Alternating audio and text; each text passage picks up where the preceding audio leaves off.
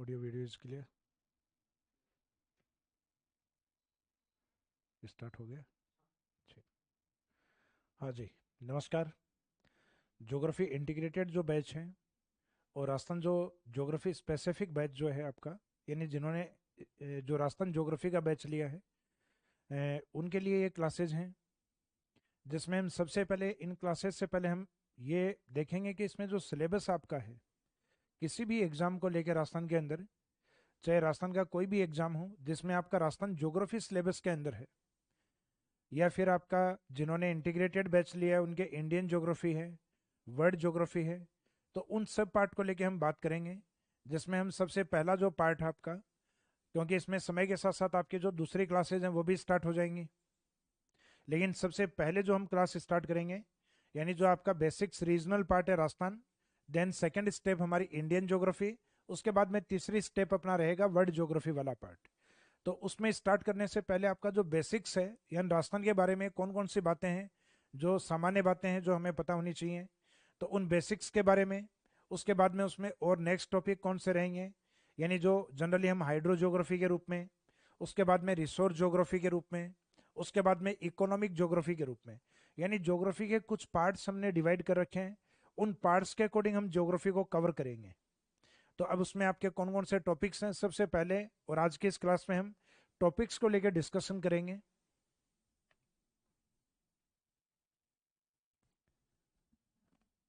Online student Ankita की sir voice repeat हो रही है, तो एक बार वापस आप रीस्टार्ट करो, क्योंकि कई बार क्या होता है ऐप में वॉइस प्रॉब्लम आ जाती है, तो उसमें रीस्टार्ट करने पे वापस ठीक हो जाता है।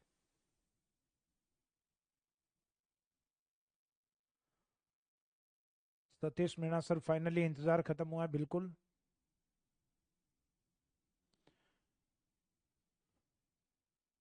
जीत प्रताप सिंह गुड आफ्टरनून, आप सबको गुड आफ्टरनून। तो आज के सेशन के हम, या आज के इस क्लास की हम शुरुआत करते हैं। तो आपका जो ज्योग्राफी वाला जो पार्ट है, यानी जो सिलेबस के तौर पे हम देख रहे हैं, तो इस सिलेबस वाले पार्ट में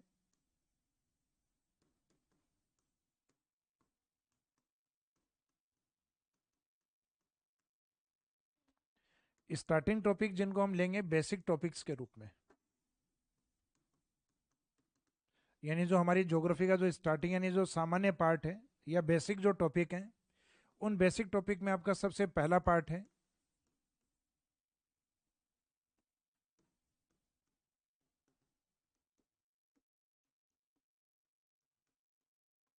राजस्थान का गठन, राजस्थान के जिले एवं संभाग। मीनिंग है कि राजस्थान का जो राजस्थान को इंटीग्रेटेड किया गया, राजस्थान का जो यूनिफिकेशन किया गया यानी एकीकरण किया गया, वो किस तरीके से हुआ है। हालांकि एकीकरण पार्ट आपके प्रॉपर जो है वो आपके राजस्थान हिस्ट्री वाला पार्ट, राजस्थान पॉलिटी का पार्ट है, उसमें आता है। लेकिन अपने जो इसमें इंपॉर्टेंट पार्ट है वो है इसमें राजस्थान के कितने एकीकरण के चरण हुए हैं, जिसमें राजस्थान के कौन कौन से डिस्ट्रिक्ट को मर्ज किया गया है, और एकीकरण के वो चरण कब कब हुए हैं, उनके बारे में बातें करना। बाकी उसके अंदर जो आपके डिटेल्स है वो पॉलिटी का पार्ट है, वो अपने राजस्थान ज्योग्राफी का पार्ट नहीं है। तो राजस्थान के गठन के अंदर जनरली हम ये देखते हैं कि राजस्थान आज प्रेजेंट के अंदर आपके जो राजस्थान का निर्माण हुआ, और उस निर्माण के बाद आज वर्तमान में वो 41 जिलों के रूप में रिप्रेजेंट है, यानी 41 जिलों के रूप में राजस्थान फैला हुआ है। तो वो 41 जिले किस किस तरीके से बने हुए हैं, और उन 41 जिलों का जो मुख्यतः डिस्ट्रिक्ट आधार पे हम देखते हैं, वहाँ के जो प्रमुख होते हैं वो डिस्ट्रिक्ट मजिस्ट्रेट अर्थात जिला कलेक्टर होते हैं। तो उसके ऊपर हमने एक व्यवस्था को और रखा है, संभागीय व्यवस्था को, डिवीजन वाली को। तो संभागीय व्यवस्था और डिवीजन के बारे में भी हम साथ में कवर करेंगे। तो राजस्थान का जो गठन, जिले और उसके डिवीजन या संभाग, ये स्टार्टिंग के आपका जो बेसिक पार्ट है उसमें शुरुआत आपके यहाँ से की जाएगी।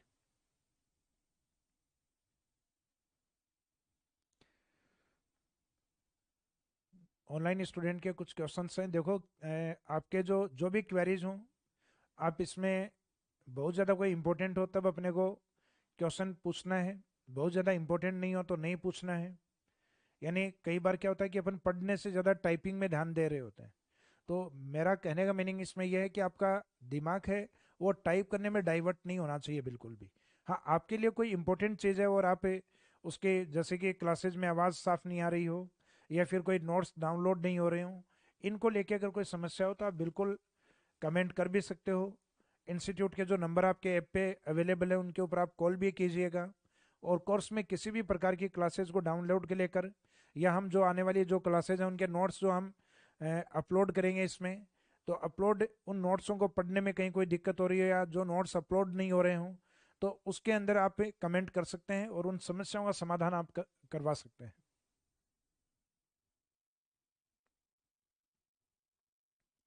तो ऑनलाइन स्टूडेंट में कि सर जब तक बुक नहीं आती हमारे पास, तो बुक अगर आपने ऑर्डर कर रखी है तो शायद हो सकता है 5 या हो सकता है 6 तारीख को आपको मिल जाएगी।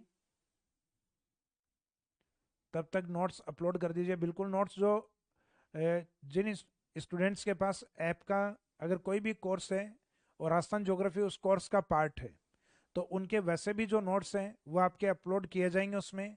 उन नोट्स को कंटिन्यूस आप स्टडी कर सकते हो। जो बुक वाले नोट्स हैं वो नोट्स आपके इन क्लासेज में कंप्लीट होने हैं। तो अपने जो बेसिक वाले चैप्टर हैं जिसमें हम बात कर रहे थे, एक तो राजस्थान का गठन और इसके जिले, देन उसके बाद में सेकंड टॉपिक है राजस्थान का निर्माण, फॉर्मेशन ऑफ राजस्थान।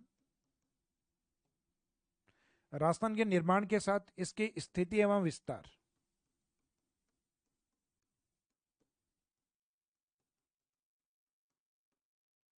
राजस्थान के लोकेशन और इसके एक्सटेंशन या विस्तार वाले पार्ट को भी हम कवर करेंगे। राजस्थान के निर्माण का मीनिंग यह है कि अपनी पृथ्वी का जैसे निर्माण हुआ है, उस निर्माण के अंदर एक हिस्सा जो कि कॉन्टिनेंट या महाद्वीप के रूप में रहा है, जो कि अर्थ का 29% पार्ट, यानी पूरी पृथ्वी में जो महाद्वीपों का हिस्सा है कॉन्टिनेंटल पार्ट जो है वो 29%, और उस कॉन्टिनेंटल या महाद्वीप के बाद में जो बचा हुआ भाग है 71%, ये मुख्यतः महासागर के रूप में है, यानी ओसेनिक पार्ट के रूप में। अब इसमें आपका जो महाद्वीपीय भाग है ये प्रेजेंट में दो भागों में डिवाइड है। महाद्वीप है जिसको जर्मन लैंग्वेज में अल्फ्रेड वेगनर ने अपनी थ्योरी में पेंजिया नाम से, हालांकि शब्द उससे पहले भी दिया जा चुका है ये, तो ये जर्मन लैंग्वेज में, क्योंकि जर्मन की थ्योरी है तो जर्मन के अकॉर्डिंग चलेगा, तो जर्मन थ्योरीज के अंदर या जर्मन लैंग्वेज के अंदर महाद्वीपों को पेंजिया बोला गया है। जैसे अपने लोकल में कहें, जैसे पृथ्वी हमारे लिए धरा है, भूमि है, जैसे आप इंग्लिश में उसको कन्वर्ट करके बोलोगे तो वो हमारे लिए अर्थ है, तो सेम वैसे ही जर्मन लैंग्वेज में अगर आप महाद्वीप को बोलोगे तो वो पेंजिया है। तो सभी महाद्वीपों को मिला के जर्मन लैंग्वेज में क्या बोला गया है? पेंजिया। पेंजिया कालांतर में या प्रेजेंट में हम देखें तो दो भागों में विभाजित है। पेंजिया का एक तो उत्तरी भाग है, ये वाला हिस्सा, एक उसका दक्षिणी भाग है। तो इसका जो नॉर्थ पार्ट है इसको नाम दिया गया है अंगारा लैंड, जबकि इसका जो सदर्न पार्ट है इसको बोला गया है गोंडवाना लैंड।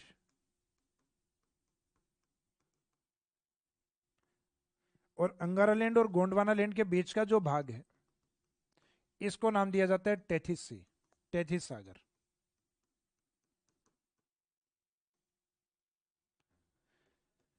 तो अपने राजस्थान का जो संबंध है, यानी राजस्थान का जो निर्माण है वो किस तरीके से हुआ है, तो राजस्थान का जो निर्माण है या यूं कहें जो भारत का जो निर्माण है वो मुख्यतः अपने इन दो पार्ट से रिलेवेंट है। एक तो गोंडवाना लैंड से, और ये शब्द कहाँ से आया? गोंड जनजाति से। जैसे आपको ध्यान होगा कि भारत में सबसे बड़ा जनजाति समूह है या सबसे बड़ी जो ट्राइब है, जैसे राजस्थान में अपने मीणा को माना गया है बड़ी ट्राइब, वैसे इंडिया में प्रमुख जनजाति समूह है वो माना जाता है अपने गोंड को। तो गोंड जनजाति से निकला हुआ शब्द गोंडवाना लैंड।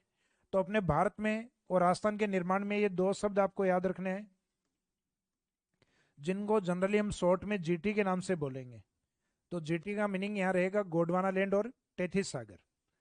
तो राजस्थान की उत्पत्ति में हम इन शब्दों को कवर करेंगे, गोंडवाना लैंड और टेथिस सी को। ऑनलाइन स्टूडेंट की सर ये क्लासेस रिकॉर्ड रहेंगे, बिल्कुल रिकॉर्डेड भी रहेंगे, डाउनलोड का ऑप्शन भी रहेगा।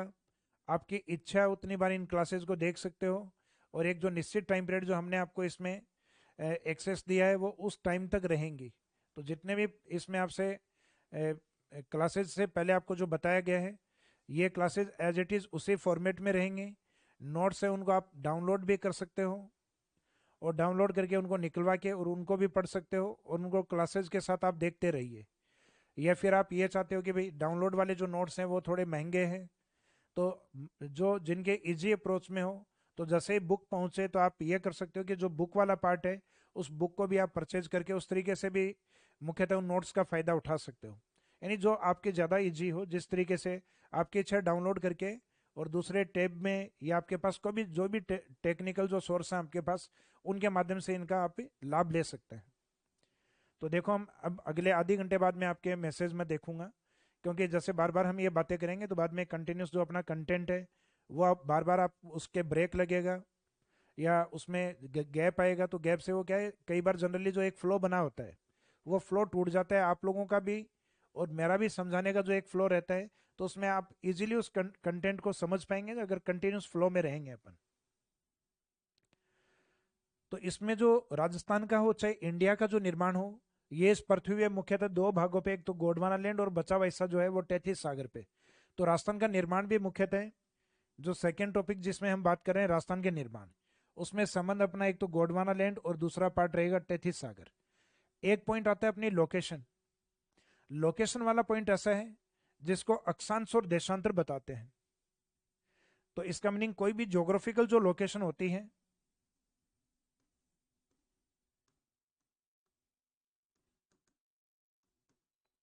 भौगोलिक जो स्थिति होती है दो चीजों पे डिपेंड करती है, एक तो अक्षांश या लेटीट्यूड्स के अकॉर्डिंग।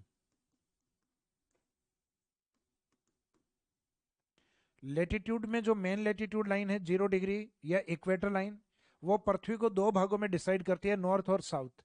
तो इसका मीनिंग जब भी अक्षांशों की बात होगी तो अक्षांश मुख्यतः दो डायरेक्शन के लिए यूज होते हैं, एक तो नॉर्थ के लिए और एक साउथ के लिए। जैसे फॉर एग्जाम्पल ये अपना राजस्थान है जो काइट शेप या पतंगाकार आकृति में है। अब इसके नॉर्थ और साउथ को अगर देखना हो तो इसका मीनिंग है कि उसमें हम बेस किसको मानेंगे, अक्षांश को। जबकि दूसरा पॉइंट आता है इसमें आपके देशांतर। तो जो देशांतर वाला पॉइंट है उसमें आपके जो मेन लॉन्गिट्यूड यानी जो जीएमटी लाइन है, ग्रीनविच मीन टाइम, वो पृथ्वी को दो भागों में डिवाइड करती है, ईस्ट में और वेस्ट के अंदर, पूर्व में और पश्चिम के अंदर। तो मीनिंग हुआ कि जो पूर्व और पश्चिम की जो डायरेक्शन है वो देशांतर से डिसाइड होती है। तो हम जो जनरल डायरेक्शन मानते हैं, सामान्य जो दिशाएं मानते हैं, उन सामान्य दिशाओं में हम जनरली चार दिशाओं को मानते हैं। बाकी ज्योग्राफिकल डायरेक्शन है 16 होती हैं। बाकी जनरल या सामान्य दिशा में हम चार, जो कि आपके सुबह शाम आप सुनते हो, किसके बारे में, न्यूज के बारे में। तो न्यूज शब्द में आपके चारों शब्द हैं, इसमें नॉर्थ भी है, ईस्ट भी है, वेस्ट भी है, साउथ भी है। इसका मीनिंग जो चारों दिशाओं के बारे में जानकारी देती हैं वो होती है न्यूज। तो इसका मीनिंग है इसमें जो नॉर्थ और साउथ है वो लेटीट्यूड्स पर यानी अक्षांश पर, और जो पूर्व और पश्चिम है वो लॉन्गिट्यूड अर्थात देशांतर के ऊपर डिपेंड होते हैं। ये देशांतर हैं वो हमेशा ईस्ट और वेस्ट को बताएंगे। तो आप तो इसमें ये रट लो कि जो लेटीट्यूड अक्षांश है वो नॉर्थ और साउथ के बारे में बताता है, जबकि लॉन्गिट्यूड है वो बची हुई दिशाएं अर्थात पूर्व और पश्चिम। तो चार दिशाओं में दो अक्षांश की हैं, दो देशांतर की हैं। तो राजस्थान की लोकेशन के लिए अपने को दो पॉइंट कवर करने पड़ेंगे इसमें स्थिति वाले में। एक तो राजस्थान की अक्षांशीय स्थिति, लेटीट्यूडनल लोकेशन, और दूसरी स्थिति इसमें रहेगी आपकी लॉन्गिट्यूडनल अर्थात देशांतरीय स्थिति। इसके बाद में नेक्स्ट पार्ट रहेगा इस चैप्टर में विस्तार वाला पार्ट। तो किसी भी ज्योग्राफिकल एरिया का जो विस्तार है, जैसे फॉर एग्जांपल गांव में आपका घर है, शहर में आपका घर है, या कहीं पे भी आपका घर है, उसका अपना एक विस्तार है। विस्तार का मीनिंग उसका एक एरिया है। जिसके पास एरिया होता है उसकी एक निश्चित आकृति होती है, और जिसकी आकृति होती है उसके चारों ओर उसकी बाउंड्री या सीमाएं होती हैं। तो इसका मीनिंग जो विस्तार वाला जो पॉइंट है, इसका मीनिंग जिसमें हम बात करेंगे एक्सटेंशन ऑफ राजस्थान। तो राजस्थान के एक्सटेंशन या विस्तार के अंदर एक तो बात होती है एरिया ऑफ राजस्थान को लेकर, और एरिया ऑफ राजस्थान के साथ साथ कि राजस्थान के जो बड़े डिस्ट्रिक्ट हैं, लार्जेस्ट जो डिस्ट्रिक्ट हैं उन पे भी बात होगी, राजस्थान के जो स्मॉलेस्ट डिस्ट्रिक्ट हैं उन पे भी बात होगी, छोटे जिले हैं उन इनको भी कवर करेंगे अपन। फिर एरिया के साथ हम आकृति पे बात करेंगे, राजस्थान की आकृति या जो शेप, तो उसमें राजस्थान की आकृति को लेकर और राजस्थान के कुछ इंपॉर्टेंट डिस्ट्रिक्ट हैं, राजस्थान के जिले हैं, उनकी आकृतियों को लेके बात करेंगे। फिर जिसके पास आकार होता है उसके चारों ओर उसके बाउंड्रीज भी होती हैं, उनके बाउंड्रीज या उसके सीमाएं होती हैं। और जो सीमाएं होती हैं वो दो पार्ट्स में डिवाइड हैं, एक तो इंटरनेशनल बाउंड्री और एक इंटर स्टेट बाउंड्री, अंतर्राष्ट्रीय सीमा और एक अंतर्राज्यीय सीमा। तो इस तरीके से जो विस्तार वाला पॉइंट है उसमें हम तीन पॉइंट्स को लेकर चलते हैं कि एक तो एरिया, एरिया के साथ जैसे अभी मैंने एग्जांपल दिया, आपका घर है उसका एक एरिया है, तो एरिया है तो उसका एक आकार भी है। हो सकता है कि वो आयताकार में हो सकता है ट्राइंगल शेप में हो सकता है रेक्टेंगल शेप में हो, यानी आयत के रूप में, स्क्वायर शेप में, वर्गाकार आकृति में, त्रिभुजाकार आकृति में, किसी भी आकृति में हो सकता है। तो एक एरिया के साथ आकृति अपने आप आती है। हो सकता है कि जिग जैग को कोई स्पेसिफिक शेप नहीं बनाता हो, और जिसके पास आकार होता है उसके चारों ओर का जो एरिया होता है वो उसका बाउंड्री होता है।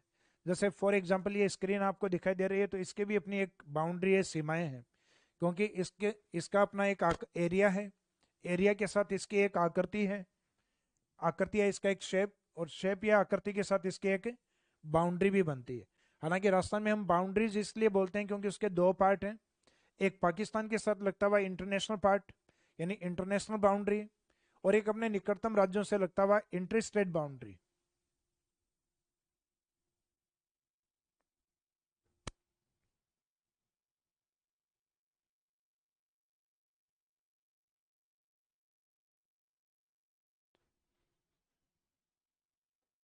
तो आपके जो इंपॉर्टेंट कंटेंट होंगे वो बीच बीच में मैं लेता रहूंगा। तो जो अपना जो नेक्स्ट पॉइंट है, यानी जो नेक्स्ट टॉपिक जो था राजस्थान के निर्माण को लेकर, यानी जिसमें हम गोंडवाना लैंड और तैतीस सागर की बात करेंगे, साथ में इसके स्थिति, अक्षांश, देशांतर, विस्तार वाले पॉइंट में एरिया, उसके आकृति और उसकी सीमा या बाउंड्रीज के बारे में। अब इसके बाद में जो नेक्स्ट टॉपिक आता है अपना, राजस्थान के निर्माण के बाद कोई भी ज्योग्राफिकल एरिया जब बन जाता है उसकी एक अपनी लोकेशन होती है, तो उसकी लोकेशन के अंदर होते हैं उसके फिजिकल पार्ट। फॉर एग्जाम्पल जैसे आपका जन्म हुआ, मेरा जन्म हुआ, तो अपनी एक लोकेशन बनी है, यानी अपना एक गांव है, अपना एक घर है, तो उसके साथ साथ अपने फिजिकल पार्ट्स भी हैं। फिजिकल पार्ट यानी अपने बॉडी के पार्ट है, हाथ है, पाँव है, शरीर का धड़ है। तो राजस्थान जब बना है और उसकी अपनी एक लोकेशन है, तो उसके अपने फिजिकल पार्ट क्या क्या हैं। तो राजस्थान के जो फिजिकल पार्ट हैं, जो जनरली हम रिलीफ फीचर, उच्चावच और जलवायु के आधार पे जिनको हम डिवाइड करते हैं, तो वो उसके स्पेसिफिक पार्ट यानी जो भौतिक प्रदेश के रूप में या फिजिकल डिवीजन के रूप में है। तो भौतिक प्रदेश में सबसे अधिक हाइट वाला जो फिजिकल डिवीजन है वो तो है अपने पर्वत, और वो राजस्थान में हम किसको मानते हैं, अरावली को। तो वो अरावली माउंटेन, अरावली माउंटेन से जस्ट नीचे की जो तरफ है उसको हम मानते हैं हाड़ौती। तो वो हाड़ौती प्लेट्यू या हाड़ौती पठार के रूप में, और हाड़ौती पठार से जो नीचे की तरफ है वो आता है अपना ईस्टर्न प्लेन या पूर्वी मैदान के अंदर। तो उच्चावच के अकॉर्डिंग तो ये तीन फिजिकल डिवीजन है अपने रिलीफ फीचर के अकॉर्डिंग। और मैदान की तरह अपने एक शुष्क मैदान है राजस्थान के पश्चिम में, हालांकि उच्चावच में वो मैदान का हिस्सा ही है, लेकिन जलवायु आधार पे वो डेजर्ट है, क्योंकि जिस ज्योग्राफिकल एरिया में 25 सेंटीमीटर से कम वर्षा हो तो उसको जनरली हम किसके रूप में कंसिडर करते हैं, डेजर्ट के रूप में। तो राजस्थान का पश्चिमी जो मरुस्थलीय भाग है या जो शुष्क मैदान है, वहां वर्षा की कमी के कारण, और वर्षा किसका पार्ट होता है, क्लाइमेट या जलवायु का, वर्षा की कमी के कारण मुख्यतः उसको हम डेजर्ट में कंसिडर करते हैं। तो राजस्थान के अंदर जो मरुस्थल है वो उच्चावच के आधार पे तो मैदान का हिस्सा ही है, लेकिन वो जलवायु आधार पे एक अलग फिजिकल डिवीजन माना गया है। तो ये ध्यान रखना कि राजस्थान में फिजिकल डिवीजन कितने हैं, तो आंसर रहेगा 4। रिलीफ फीचर या उच्चावच में कितने माने गए हैं, तो उच्चावच में एक तो पर्वत होते हैं, पर्वतों से नीचे पठार होते हैं, प्लेट्यूज होते हैं, प्लेट्यू से नीचे प्लेन या मैदान होते हैं। तो पर्वत, पठार, मैदान, और फिर जो डेजर्ट वाला जो प्लेन एरिया है वो क्लाइमेट बेस पे डेजर्ट होता है। तो इसका मीनिंग है कि फिजिकल डिवीजन को डिवाइड करने के दो आधार हैं, एक तो उच्चावच और एक जलवायु। तो इन दो फैक्टर के आधार पे कितने भागों में बांटा गया है, 4 भाग। तो ये दोनों फैक्ट आपको याद रखने हैं कि राजस्थान का जो डेजर्ट है वो रिलीफ फीचर अर्थात उच्चावच के आधार पर, और एक जलवायुवीय आधार पर मुख्यतः 4 भागों में बटा हुआ है। तो इन 4 भागों के बारे में हम जो डिटेल से कवर करेंगे जब फिजिकल डिवीजन वाला पार्ट जब हम पढ़ेंगे उसके अंदर।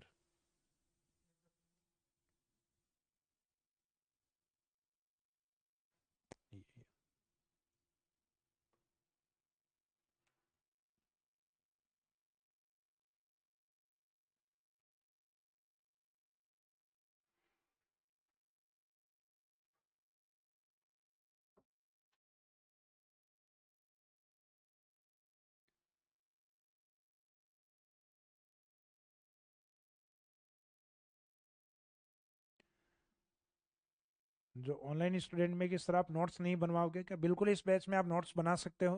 अभी अपन सिर्फ सिलेबस के बारे में बातें कर रहे हैं, तो सिलेबस के बारे में आप साथ साथ लिख भी सकते हो। ये वाले जो टॉपिक्स हैं आपके, तो इसका टाइम भी आपको दिया जाएगा। जैसे राशन के जो बेसिक टॉपिक्स हैं स्टार्टिंग वाले, तो इन टॉपिक के बारे में साथ साथ आप लिखना चाहो तो लिख भी सकते हो।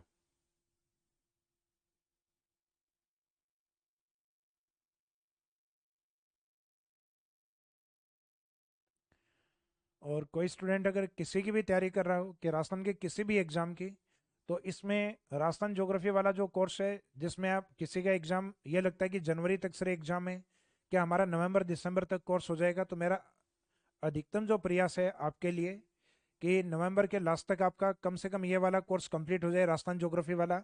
और उसके बाद में हम इंडियन ज्योग्राफी वाला जो पार्ट है उसको हम स्टार्ट कर दें।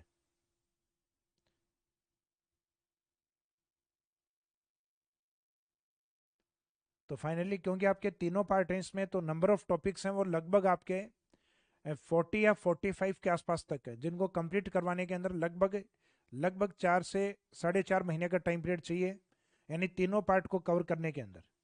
तो लगभग ये दिसंबर तक आपका कंप्लीट हो जाएगा। तो साथ साथ में आपके जैसे टॉपिक कंप्लीट होते हैं तो उनका रिवीजन आप साथ साथ में करते रहिए। और प्रयास ये रहेगा कि अगर आपका कोई एग्जाम जनवरी में आ रहा हो तो और जल्दी करवाने का, क्लासेस हम थोड़ा सा और लंबा ले लेंगे उसमें।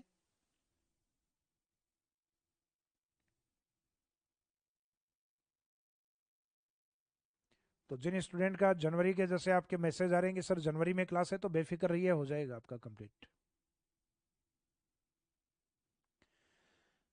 तो राजस्थान के फिजिकल डिवीजन, और जो फिजिकल डिवीजन होते हैं अपने जो 4 भौतिक प्रदेश हैं, उनकी अपनी सबकी एक अपनी क्लाइमेट होती है। जैसे फॉर एग्जाम्पल अपना शरीर है, उसके भी फिजिकल पार्ट है, उसका भी एक क्लाइमेट, उसकी भी अपनी एक जलवायु, यानी अपनी बॉडी का एक टेम्परेचर होता है।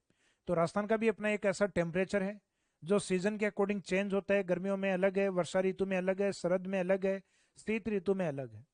तो जो फिजिकल डिवीजन कवर करेंगे उसके साथ अपना जो नेक्स्ट टॉपिक कवर होगा वो रहेगा climate, climate of Rajasthan, Rajasthan की जलवायु को लेकर। तो ये स्टार्टिंग के जो 4 टॉपिक हैं, जिनको आपको एक तो रिवीजन इस तरीके से करना है कि इस टॉपिक में सबसे पहले एक तो राजस्थान का गठन एंड राजस्थान बना किस तरीके से है, उसके जिले और डिवीजन कौन से हैं। फिर नेक्स्ट राजस्थान की जो उत्पत्ति या निर्माण हुआ है वो कैसे हुआ है, फिर उसके लोकेशन और उसका विस्तार। तो ये 3 टॉपिक एक साथ हैं। उसका निर्माण, निर्माण होने के बाद में उसकी स्थिति और उसका एक्सटेंशन या विस्तार वाला पार्ट, यानी उसका एरिया, आकृति और सीमाएं। राजस्थान बनने के बाद उसके अंदर उसके फिजिकल डिवीजन कौन से हैं, और फिजिकल डिवीजन के बाद उसके क्लाइमेट या जलवायु कैसी है। यानी लगभग ये 4 टॉपिक आपके बेसिक ज्योग्राफी वाले पार्ट में रहेंगे। और क्लाइमेट के अंदर, जलवायु के अंदर अपने एक ऋतु आती है वर्षा ऋतु।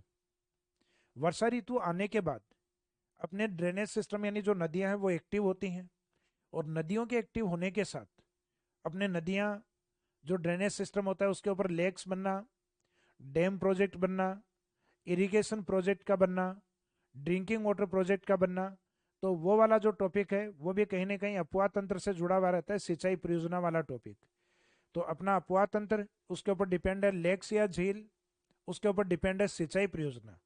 और पानी वाले चैप्टर में जनरली हम देखते हैं कि आजकल लगभग सभी एग्जाम्स के अंदर, वो चाहे आपके राजस्थान के अंदर ग्रेड वाले एग्जाम ले लीजिए या चाहे सबसे ऊपर का एग्जाम हम देखें आरएस का एग्जाम, इन सब में एक कॉमन टॉपिक आ गया है जल संरक्षण की तकनीक, वाटर कंजर्वेशन टेक्निक्स के बारे में। तो उन वाटर कंजर्वेशन टेक्निक्स को भी हम साथ में कवर करेंगे।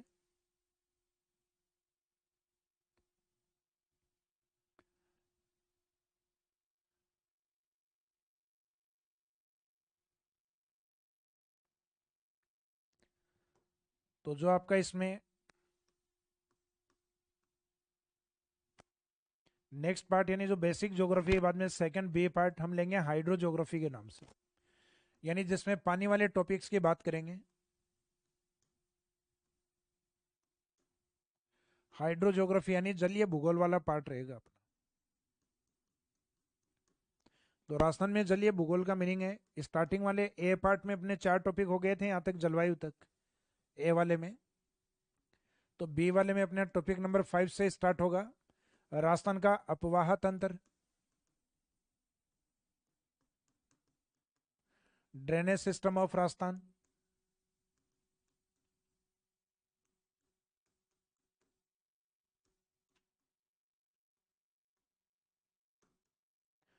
Drainage system of Rajasthan. इसके बाद में अपवाह तंत्र का जो टॉपिक है, ये जनरली ड्रेनेज का मीनिंग ये होता है, जैसे बारिश होने के बाद में पानी का एक निश्चित धारा के रूप में और एक स्लोप या ढाल के अकॉर्डिंग बहना अपने आप में ड्रेनेज होता है। जैसे अपने घर का पानी है, वो छत से एक पाइप से होते हुए नाली में जाता है, तो वो भी ड्रेनेज है। नाली का पानी बहते हुए अपने गली मोहल्ले के बाहर जाके बड़े नाले में मिलता है, तो वो भी ड्रेनेज है। और वो नाला जाके आगे किसी छोटी नदी या बड़ी नदी में मिलता है, तो वो भी ड्रेनेज का पार्ट। तो इसका मीनिंग पानी है, उसकी प्रवृत्ति होती है स्लोप के अकॉर्डिंग बहना, ढाल के अकॉर्डिंग बहना। तो एक जल धारा का एक स्लोप या ढाल के अकॉर्डिंग और एक निश्चित मार्ग से बहना अपवाह तंत्र या नदी कहलाता है। तो टॉपिक आपका दो नाम से हो सकता है, या तो रिवर्स ऑफ राजस्थान के नाम से या ड्रेनेज सिस्टम ऑफ राजस्थान के नाम से। तो ये राजस्थान का जो अपवाह तंत्र है, इसी का ही दूसरा नाम है राजस्थान की नदियां, यानी ये रिवर्स वाले टॉपिक के नाम में भी लिखा हुआ सकता है।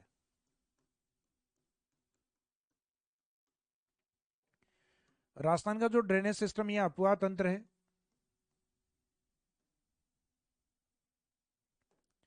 इसके ऊपर डिपेंड करता है लेक्स ऑफ राजस्थान, राजस्थान की झीलें।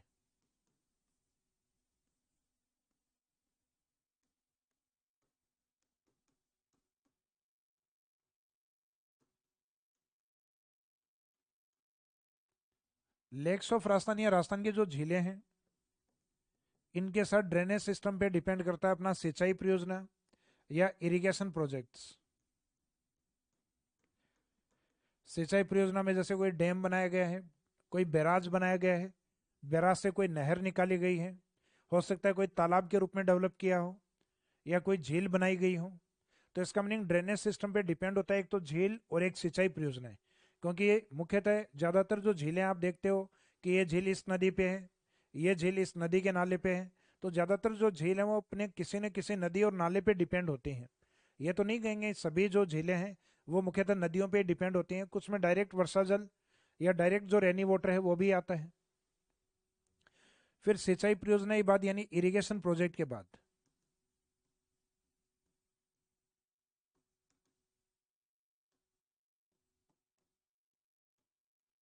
लास्ट टॉपिक इसमें हम पढ़ते हैं जल संरक्षण की तकनीक, water conservation technique.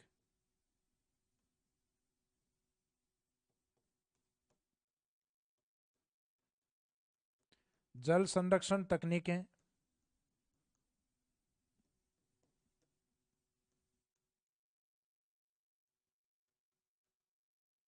Water conservation technique. तो वाटर कंजर्वेशन टेक्निक का जो एग्जाम्पल है वो दो तरीके से होते हैं, यानी पानी को हम कैसे बचा सकते हैं कि इसके दो तरीके के उदाहरण है। एक तो परंपरागत वाले, यानी इस प्रकार की टेक्निक्स जो हम लंबे टाइम से यूज कर रहे हैं। एक कुछ इस प्रकार की टेक्निक जिसको हम कुछ समय से यूज कर रहे हैं, जैसे डैम बनाना, बैराज बनाना, मुख्यतः उनसे कैनाल्स को निकालना। तो जो हमने 20वीं और 21वीं शताब्दी में काम में लेना जिनको स्टार्ट किया है, वो हमारे लिए मुख्यतः न्यू टेक्निक्स हैं। जबकि जो ट्रेडिशनल टेक्निक्स यानी जो परंपरागत तकनीक है, वो जो लंबे टाइम से बनाई जा रही हैं, जैसे पानी को रोकने का जो उपाय है, एक तो झीलों का निर्माण, शेखावाटी और जोहड़े का निर्माण, गांवों में तालाब का निर्माण, मुख्यतः पश्चिमी राजस्थान में नाडी बनाना, टोबा बनाना, या छोटे कुंड यानी जिनको हम कहते हैं कुई या बेरी बनाना, या झालरा बनाना। तो वाटर कंजर्वेशन की टेक्निक्स बहुत सारी हैं। तो इस चैप्टर को हमें दो पार्ट्स में पढ़ना पड़ेगा, एक तो परंपरागत तकनीक में और एक आधुनिक तकनीक के अंदर। काफी इंपॉर्टेंट टॉपिक है, क्वेश्चंस भी जनरली एग्जाम में आते हैं। जैसे हम बात करें अभी 2024-25 आरएस जो एग्जाम है, उसमें भी पूछा गया था कि पश्चिमी राजस्थान के अंदर वाटर कंजर्वेशन की कौन सी तकनीक है जिसको पालीवाल ब्राह्मणों ने अपनाया, तो पालीवाल ब्राह्मणों की जल संरक्षण तकनीक को हम खड़ीन कहते हैं। तो ये 4 पानी वाले चैप्टर रहेंगे आपके, जिनको हम जलीय भूगोल अर्थात हाइड्रोजोग्राफी के रूप में देखते हैं। इसके बाद में जो नेक्स्ट पार्ट रहेगा आपका, वो रहेगा रिसोर्स ज्योग्राफी यानी संसाधन भूगोल।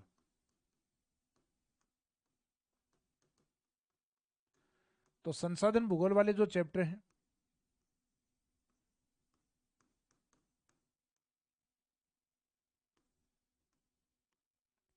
जो रिसोर्स ज्योग्राफी वाला पार्ट है,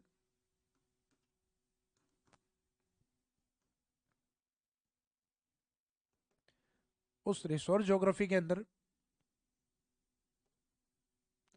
जनरली आप ये मानिएगा कि आप धरातल पे खड़े हैं।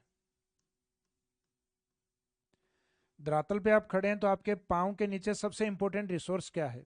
जैसे आप जमीन पे खड़े हैं तो जमीन के ऊपर की तरफ आपके पाँव के नीचे जो है वो क्या है? तो आपके माइंड में आएगा सर मिट्टी है, सॉइल है। तो यहाँ एक चैप्टर आपके आता है जो नेचुरल रिसोर्स है सॉइल। तो एक चैप्टर तो आपको रहेगा राजस्थान की सॉइल या मिट्टी को लेकर।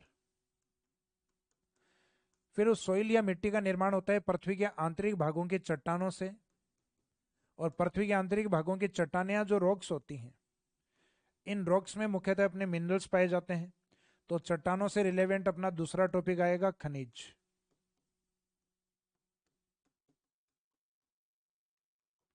खनिज मोस्टली एग्जाम में आप क्या तो खनिज के नाम से होता है, या मुख्यतः खनिज लिख के उसके आगे लिखते हैं धात्विक एवं अधात्विक, metallic and non metallic.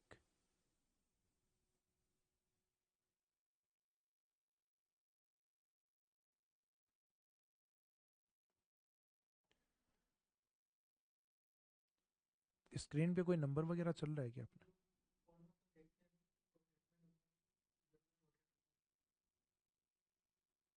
Phone number में कौन सा मतलब?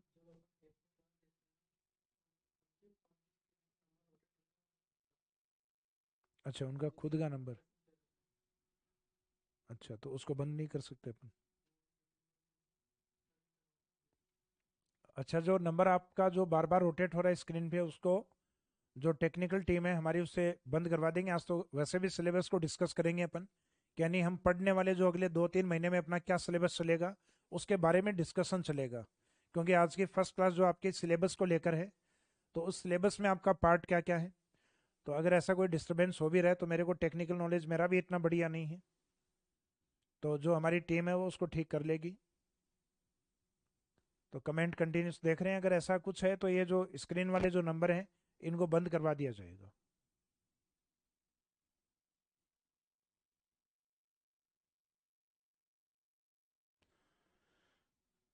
तो जो एक टॉपिक तो अपना पृथ्वी के ऊपर जो सोइल या मिट्टी है वो है। फिर मिट्टी के अंदर की ओर जो चट्टानें उनमें क्या पाए जाते हैं? खनिज। तो खनिज वाला चैप्टर या तो खनिज के नाम से होता है, या खनिज दो कैटेगरीज में डिवाइड होते हैं, एक तो धात्विक और जो धातु नहीं है इसका मीनिंग अधात्विक, मेटालिक और नॉन मेटालिक। फिर खनिज के बाद में अपनी पृथ्वी के ऊपर मिट्टी के ऊपर पाए जाते हैं वेजिटेशन या वनस्पति। तो एक टॉपिक आपका वनों से रिलेवेंट या वनस्पति से रिलेवेंट होगा। और वनस्पति से जुड़ा हुआ एक पार्ट आता है आपका वाइल्ड लाइफ, वन्य जीव। वाइल्ड लाइफ या वन्य जीव। तो इस तरीके से आपके जो ये टॉपिक हैं, वाइल्ड लाइफ के साथ एक शब्द जनरली हम और भी यूज करते हैं, बायोडाइवर्सिटी, जैव विविधता। तो जहां वन्य जीवों की अधिक प्रजातियां या प्लांट्स की अधिक प्रजातियां पाई जाती हैं उसको हम कहते हैं बायोडाइवर्सिटी। तो अपना जो वन्य जीव और जैव विविधता, उसमें समस्याएं क्या हैं, और जैव विविधता के संरक्षण के हम क्या प्रयास, क्या अप्रोच अपनाते हैं, तो उन सब के बारे में हम इस चैप्टर में बात करेंगे, राजस्थान के वाइल्ड लाइफ और उसके बायोडाइवर्सिटी को लेकर। तो हालांकि वन्य जीव अब हमारे लिए एज ए रिसोर्स के रूप में काम नहीं आ सकते, क्योंकि किसी भी वन्य जीव को हम अपने फायदे के लिए अब नहीं मार सकते। क्योंकि पहले जब बड़े राजवंश हुआ करते, रानी का आदेश आता कि मुझे हाथी दांत की चूड़ियां चाहिए, तो हाथी को निपटा दिया जाता, मार दिया जाता, और उसके हाथी दांत को निकालकर उसकी चूड़ियां बनाई जाती। लेकिन 1972 वाइल्ड लाइफ प्रोटेक्शन एक्ट, वन्य जीव संरक्षण अधिनियम, जिसका एक अमेंडमेंट या संशोधन आ चुका है 2022 के अंदर, तो वन्य जीव संरक्षण अधिनियम के बाद ये अपने लिए एज ए रिसोर्स के रूप में काम नहीं आ सकते। यानी वन्य जीवों को हम संसाधन के तौर पे इनको मार के यूज नहीं कर सकते, वन्य जीव संरक्षण अधिनियम 1972 के तहत। तो इसका मीनिंग ये सारे टॉपिक वैसे देखा जाए तो आपके रिसोर्स नहीं है, लेकिन ज्यादातर आपके रिसोर्स वाले पार्ट हैं। वन्य जीव हमने इसलिए लिखा है क्योंकि जहाँ वन वाला चैप्टर होता है, वनस्पति वाला, उसी के साथ आपका वाइल्ड लाइफ भी कवर किया जाता है, क्योंकि वनों से ही जुड़े हुए हैं आपके वन्य जीव। तो इसके अंदर जो आपके रिसोर्स वाले जो चैप्टर रहने वाले हैं, तो लास्ट वाला था आपका जल संरक्षण। तो रिसोर्स के अंदर आपका नेक्स्ट चैप्टर यानी चैप्टर नंबर 8 तक अपनी बात हो गई है। तो ये रिसोर्स वाला जो पार्ट है या संसाधन भूगोल वाला जो पार्ट, इसमें चैप्टर नंबर 9, जमीन पे खड़े हैं तो जमीन में पाँव के नीचे मिट्टी वाला टॉपिक यानी सॉइल। फिर सॉइल के नीचे जो चट्टाने उनमें क्या पाए जाते हैं, खनिज, मिनरल्स।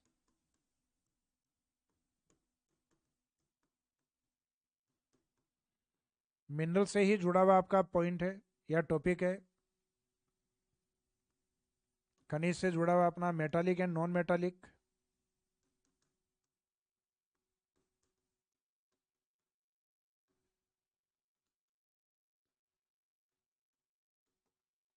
धात्विक एवं अधात्विक।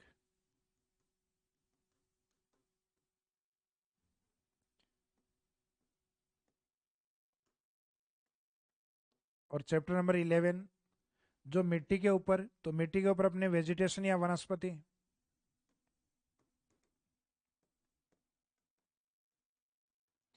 यानी वनों से रिलेवेंट टॉपिक है। और वनस्पति के अंदर अपने क्या मिलते हैं, वन्य जीव, वाइल्ड लाइफ एंड बायोडाइवर्सिटी।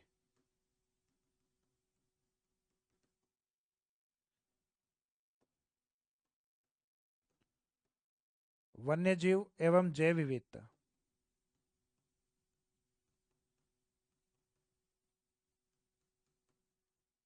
वन्य जीव एवं जैव विविधता, तो ये वाले टॉपिक हैं आपके एज ए रिसोर्स या संसाधनों के रूप में। अब ज्योग्राफी का इसके बाद जो पार्ट आता है वो आता है इकोनॉमी ज्योग्राफी, यानी जिसको हम कहते हैं आर्थिक भूगोल, जिसमें जनरली आपके डेटा, फैक्ट, स्कीम या योजनाएं, या जिसमें बात करें नीतियों की यानी पॉलिसीज की, जनरली वो ज़्यादा होता है। तो वो फैक्ट वाला पार्ट है जो हम लास्ट में कवर करते हैं। थोड़ा टफ भी रहता है, टफ इसलिए क्योंकि उसमें डेटाज के ऊपर बात ज़्यादा होती है, और डेटा आपको ध्यान है फैक्ट वाले होते हैं जिनको बार बार पढ़ते हो, बार बार भूल जाते हो। तो लगभग उसको 4 या 5 बार जब तक रिवीजन नहीं करोगे, वो बिल्कुल अपने रनिंग में या अपन कहते हैं कंठस्थ नहीं होते हैं। तो इसका मीनिंग डेटा वाले पार्ट को आपको बार बार रिवीजन करना पड़ेगा।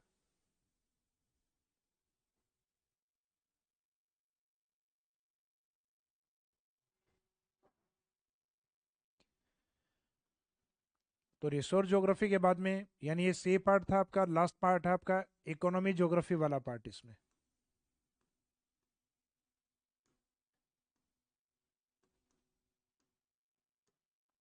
आर्थिक भूगोल, तो इकोनॉमी ज्योग्राफी या आर्थिक भूगोल वाला जो पार्ट है आपका, इसके अंदर अपने को अर्थव्यवस्था के बारे में गांव से यानी ग्रामीण क्षेत्र से सोचना है। फॉर एग्जाम्पल आप गांव में हैं, तो आपकी अर्थव्यवस्था का आधार क्या होगा। तो सामान्य सी बात है, कोई भी व्यक्ति बता देगा कि गांव में कृषि या खेती होगी। दूसरा आपको कहा जाएगा अगर कृषि कम हो तो, जैसे अपने पश्चिमी राजस्थान में कम होती है, तो वहां पे पशुओं को अधिक पाला जाए, क्योंकि जब आपके एग्रीकल्चर प्रोडक्शन कम बैठता है तो इसका मीनिंग आप पशुओं को पाल सकते हो, क्योंकि पशुओं के लिए चारा दूसरी जगह से भी लाया जा सकता है। तो पॉसिबल है कि वहाँ अपने एनिमल वेल्थ या लाइव स्टॉक अधिक हो। तो कृषि के साथ जुड़ा हुआ एक दूसरा टॉपिक आपके पशुपालन। फिर आप ये मानिएगा कोई व्यक्ति गांव में नहीं रहना चाहता, वो चाहता है कि मैं सिटी में शिफ्ट हो जाऊं और अपनी इकोनॉमी का जो बेस है वो मैं या तो सर्विस में लग जाऊं या फिर किसी इंडस्ट्रीज में काम करूं।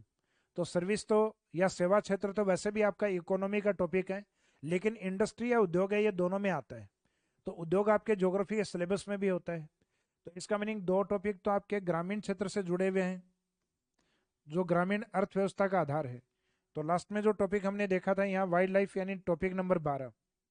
उसके बाद में डी वाले पार्ट में इकोनॉमी ज्योग्राफी में टॉपिक नंबर 13 और टॉपिक नंबर 14 दोनों ग्रामीण क्षेत्र से जुड़े हुए हैं, एग्रीकल्चर और साथ में पशुपालन।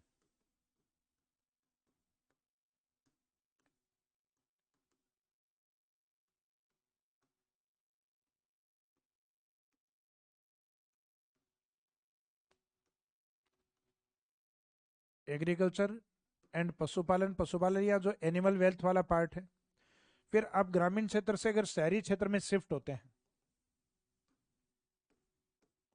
ग्रामीण से अगर आप शहरी क्षेत्र में शिफ्ट होते हैं, तो शहरी क्षेत्र में इकोनॉमी का जो मेन बेस है, एक तो रहेगा आपका इंडस्ट्री या उद्योग। उद्योग के साथ एक पार्ट और ऐड होता है आजकल, उद्योग एवं औद्योगिक विकास।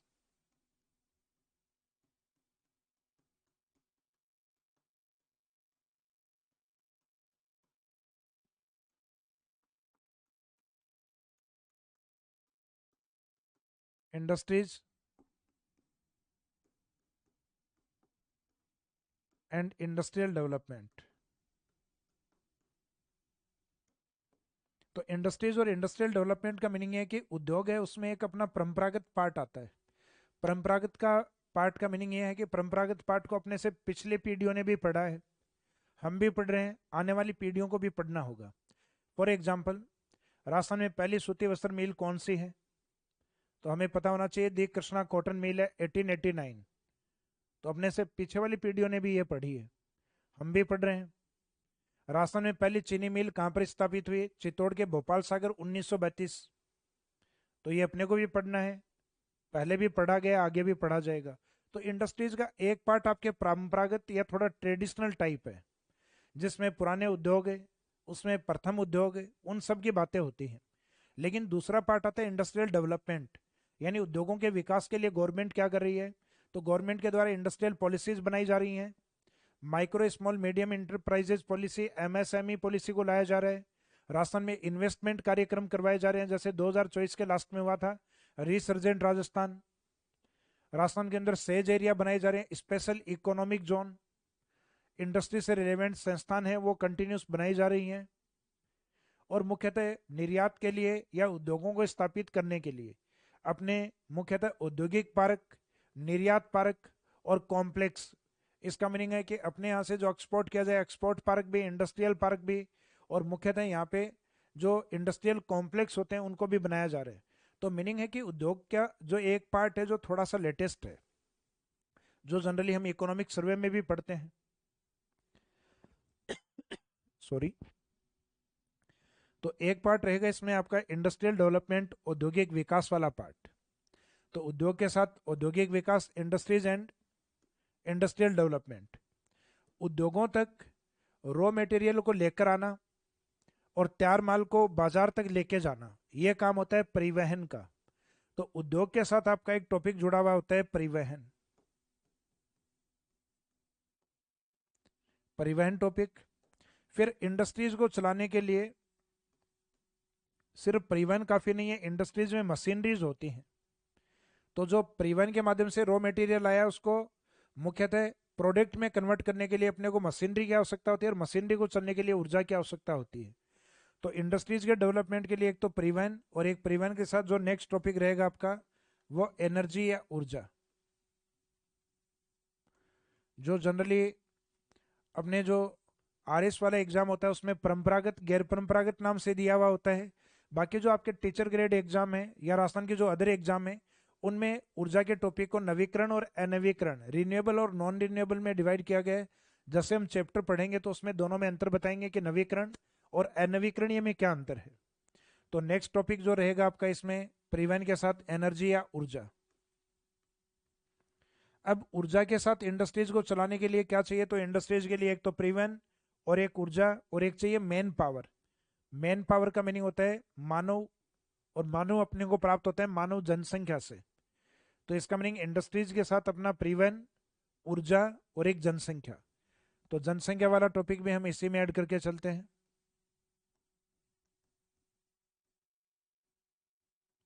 जनसंख्या या पॉपुलेशन वाला टॉपिक। और जनसंख्या जो एग्रीकल्चर में, पशुपालन में, इंडस्ट्रीज में, परिवहन या मुख्यतः ऊर्जा, विभिन्न कार्यों के माध्यम से जो इनकम प्राप्त करती है, उस इनकम का बाद में जनसंख्या क्या करती है? तो सामान्य सी बात है, पहली आवश्यकता होती है जनसंख्या की रोटी, कपड़ा, मकान, यानी जो अपनी बेसिक रिक्वायरमेंट है उनको पूरा करना। और उसके बाद में जनसंख्या क्या करेगी? तो उसके बाद के जो मुख्यतः जो टारगेट होते हैं वो, जैसे कि आपके पास अच्छा पैसा आ गया, रोटी, कपड़ा, मकान, उसके बाद गाड़ी वगैरह सारी सुविधाएं हो गई, उसके बाद में आप सोचते हो टूरिज्म या पर्यटन की। तो यहाँ जनसंख्या है वो इन सब सेक्टर में काम करने के बाद जो इनकम प्राप्त होगी, उनमें बेसिक रिक्वायरमेंट के बाद में वो किसके बारे में सोचेगी, पर्यटन या टूरिज्म के बारे में। तो एक टॉपिक आपके टूरिज्म या पर्यटन भी दिया हुआ रहता है। तो ये ज़्यादातर आपके जो इकोनॉमी वाले जो टॉपिक हैं वो ये हैं, जिसमें हम ग्रामीण क्षेत्र से शहर की तरफ सोचेंगे तो गांव में कृषि है, पशुपालन है, शहर में उद्योग हैं, उद्योगों को चलाने के लिए परिवहन, ऊर्जा और मैन पावर यानी जनसंख्या है। और साथ में जनसंख्या जो इनकम प्राप्त करेगी उससे वो क्या करके आएगी, टूरिज्म या पर्यटन। तो पर्यटन भी आपके सिलेबस का एक पार्ट है। उसके बाद में कुछ जो आपके अदर टॉपिक्स दिए हुए हैं, यानी कुछ अन्य टॉपिक आपके सिलेबस में ऐड है,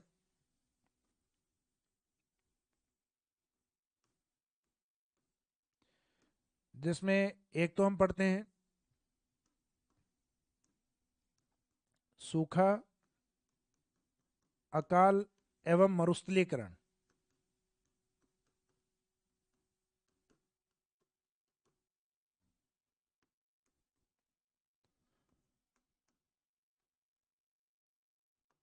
जो आपके ड्रॉट, फेमाइन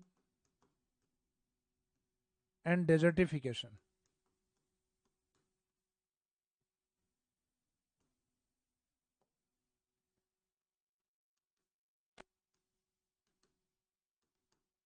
एंड डेजर्टिफिकेशन,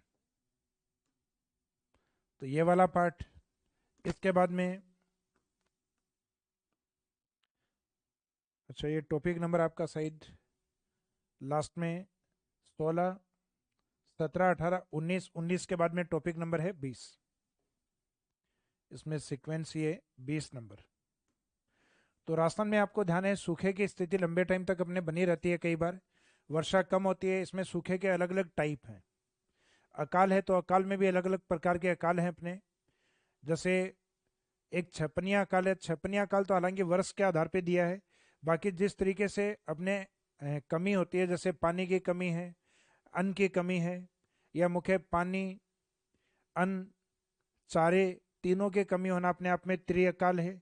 तो अकाल के भी अपने अलग अलग टाइप हैं। तो इसमें एक तो अपना जो ड्रॉट या सूखा है, और एक जो फेमाइन या अकाल की जो स्थिति है, वो आपके जनरली राजस्थान के अंदर एक जुड़ा हुआ पार्ट है, क्योंकि राजस्थान का अधिकांश हिस्सा सूखे से प्रभावित होता है। सूखे का मीनिंग हमारे यहाँ डेजर्ट कंडीशन काफ़ी ज़्यादा है। तो जब सूखे की स्थिति लंबे टाइम तक होती है तो उसको हम अकाल मानते हैं। और ये स्थितियां होने के कारण मुख्यतः उनका प्रभाव डेजर्टिफिकेशन के रूप में अपने को दृष्टिगत होता है, या मुख्यतः वो डेजर्टिफिकेशन के रूप में सामने आता है, मरुस्थलीकरण के रूप में। तो आपका ये भी इंपॉर्टेंट टॉपिक है इसमें, सूखा, अकाल और मरुस्थलीकरण। और उसके बाद में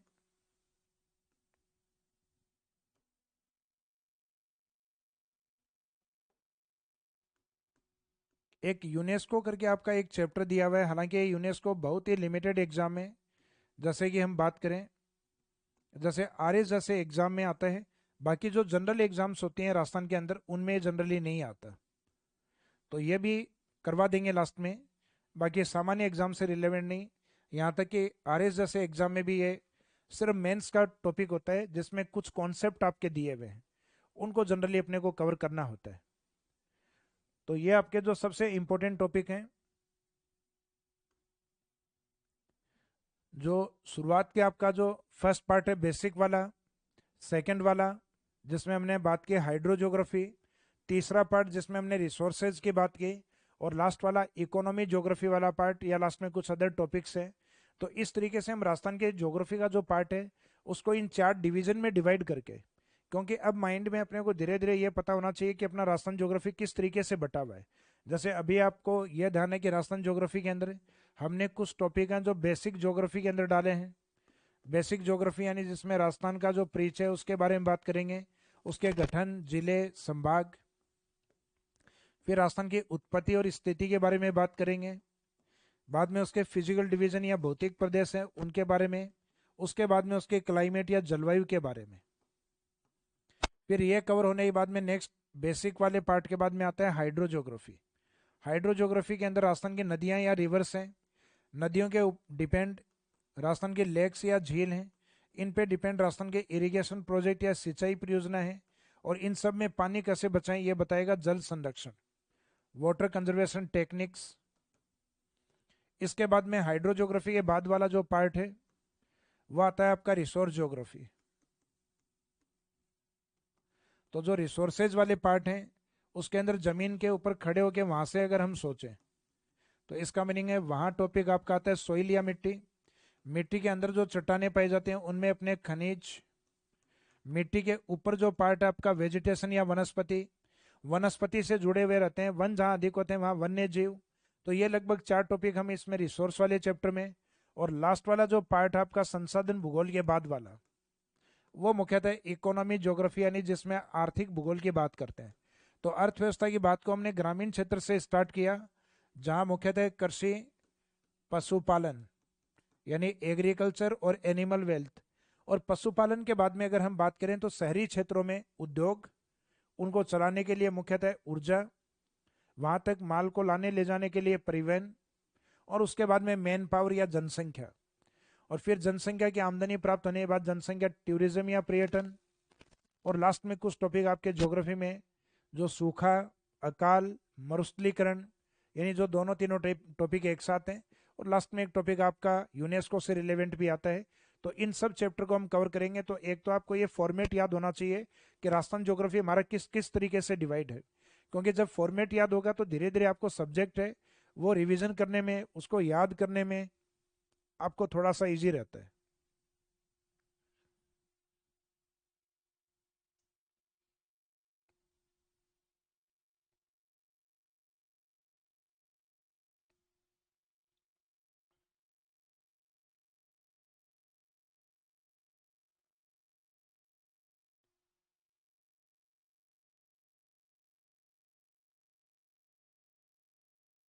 ये इसमें कौन सा है ऑप्शन?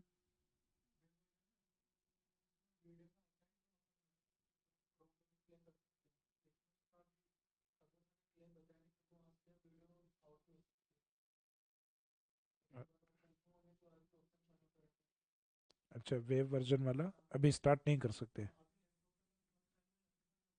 अच्छा अच्छा। अच्छा देखिए, वेब वर्जन वाला हम जल्दी स्टार्ट करेंगे, लेकिन वेब वर्जन अभी शायद ऑप्शन नहीं है। तो उसमें शायद कुछ टेक्निकल या जो क्लासेज हैं वो आउट होने का कुछ ऐसा उसमें रहता है। तो जैसे उसमें सिक्योरिटी फीचर्स बढ़ जाएंगे उसके बाद में वेब वर्जन है वो आपका स्टार्ट हो जाएगा। तो आज की ये जो पहली क्लास थी अपनी, ये आपके सिलेबस डिस्कशन को लेकर थी।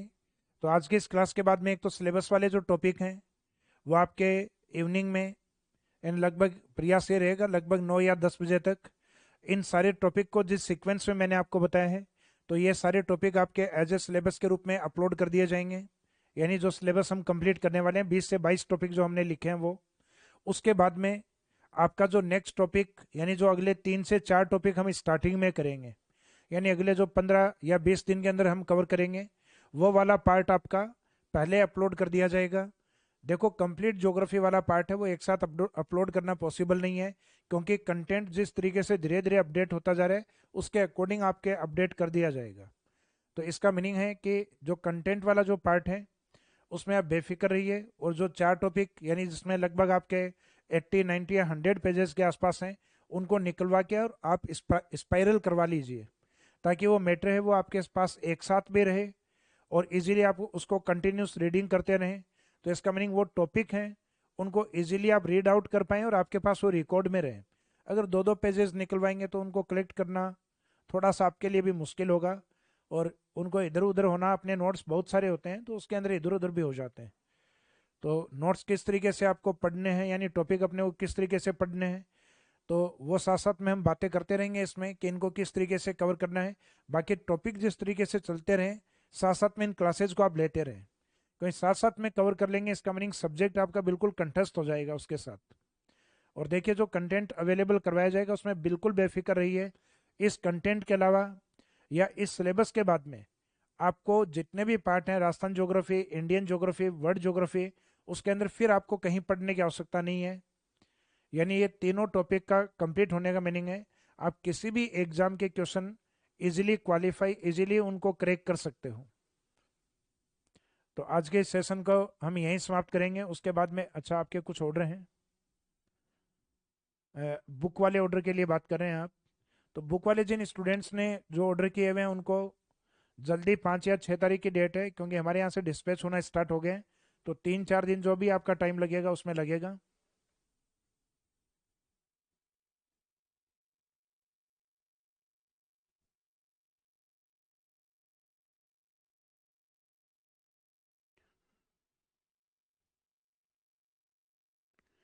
ट्रैकिंग आईडी वाला देखो धीरे धीरे वो जनरेट हो जाएगा, जैसे वो ट्रांसपोर्टेशन वाला या जिसमें जो भी जिस तरीके से टेक्निकल जो पार्ट होता है उसमें आने के तुरंत बाद में वो ट्रैकिंग सिस्टम स्टार्ट हो जाता है। बाकी मैं टेक्निकल टीम से बात करूंगा, क्योंकि ये ट्रैकिंग आईडी वगैरह है इसके बारे में शायद मेरे को अच्छा, वो डिस्प्ले जैसे ही स्टार्ट हो जाएगा आपका, यानी जैसे ही आपका ऑर्डर, आपका सीक्वेंस जैसे ही आएगा, तो उसमें जैसे ही आएगा तो वैसे जनरेट हो जाएगा। तो चलो आज के इस सेशन को या इस क्लास को हम यहीं विराम देते हैं। तो हम कल इसके बाद में कंटिन्यूस अपने टॉपिक फर्स्ट से स्टार्ट करेंगे। तो आज आपका सिलेबस डिस्कस वाला जो पार्ट था वो कंप्लीट होता है। Thank you.